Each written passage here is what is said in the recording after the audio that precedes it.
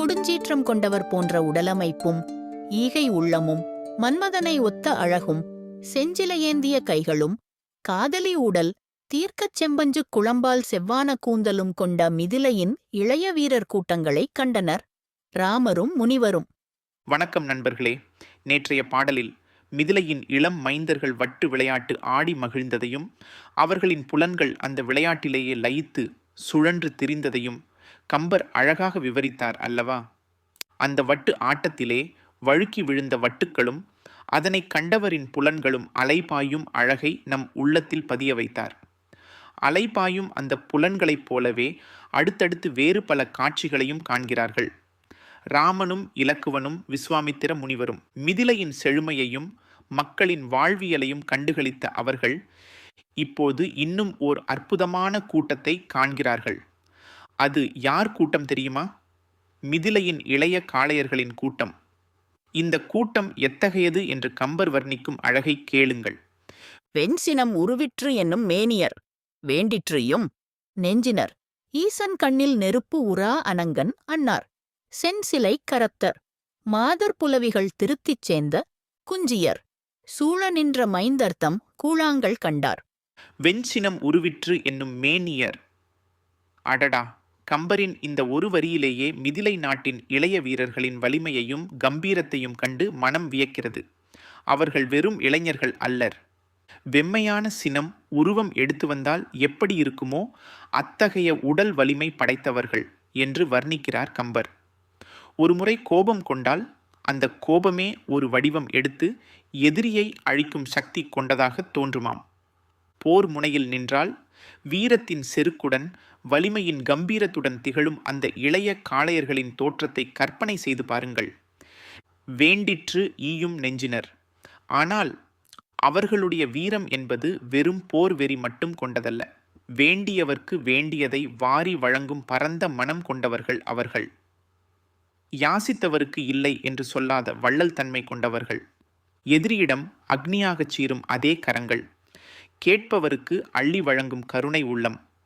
இந்த இரண்டும் ஒரே இடத்தில் குடிகொண்டிருப்பதை எண்ணி பார்க்கவே வியப்பாக இருக்கிறது. ஈசன் கண்ணில் நெருப்பு உரா அனங்கன் அன்னார்.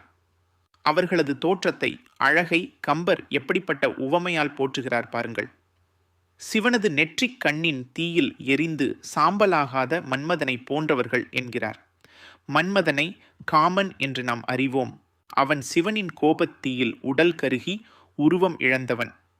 ஆனால் மிதிலையின் இந்த இளைஞர்களோ அந்த சிவன் தன் நெற்றிக் கண்ணை திறப்பதற்கு முன்பிருந்த மன்மதனை போன்ற அழகை கொண்டவர்கள்.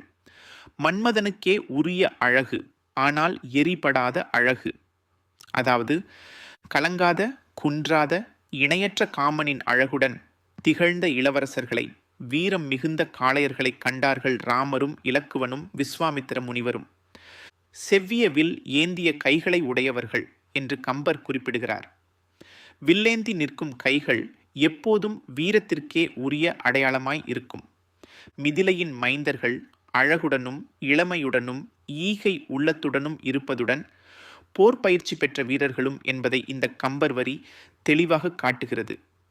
அந்த வில்லேந்திய கரங்கள் அவர்கள் எப்போதும் நாட்டுக்கும் மக்களுக்கும் அரணாக விளங்குபவர்கள் என்பதையும் உணர்த்துகிறது. மாதர் புலவிகள் திருத்திச் சேர்ந்த குஞ்சியர். அடடா!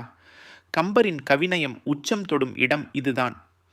காதல் கொண்ட மாதர்களின் ஊடல்களை நீக்குவதற்காக அவர்கள் காலடியில் வீழ்ந்து பணிந்து அந்த பெண்களின் பாதங்களில் பூசப்பட்ட செம்பஞ்சு குழம்பினால் கூந்தல் சிவந்து காணப்பட்டவர்கள் என்கிறார் கம்பர். என்ன ஒரு காதல் உணர்வு! காதலியின் கோபத்தை போக்க அவளது பாதங்களில் சரணடைந்து அவளுடைய கோபத்தை நீக்குவதற்கு தயங்காத காதலர்கள் அவர்கள்.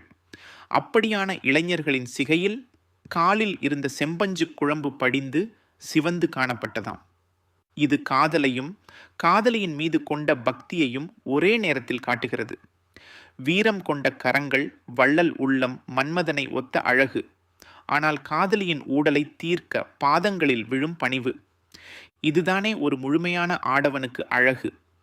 சூழ நின்ற மைந்தர்தம் கூழாங்கள் கண்டார். இப்படிப்பட்ட அருங்குணங்கள் ஒருங்கே அமைய பெற்ற மிதிலையின் இளம் காளையர்களின் கூட்டங்களை ராமனும் இலக்குவனும் விஸ்வாமித்திர முனிவரும் வியப்புடன் பார்த்தனர். வீரம், ஈகை, அழகு, காதல், பக்தி, இந்த 4 சிறப்பம்சங்களும் ஒரே இடத்தில் சங்கமித்திருந்த அந்த இளைஞர்களைக் கண்டு மிதிலையின் கலாச்சார பெருமையையும் மக்களின் பண்பாட்டுச் சிறப்பையும் அவர்கள் உணர்ந்தனர்.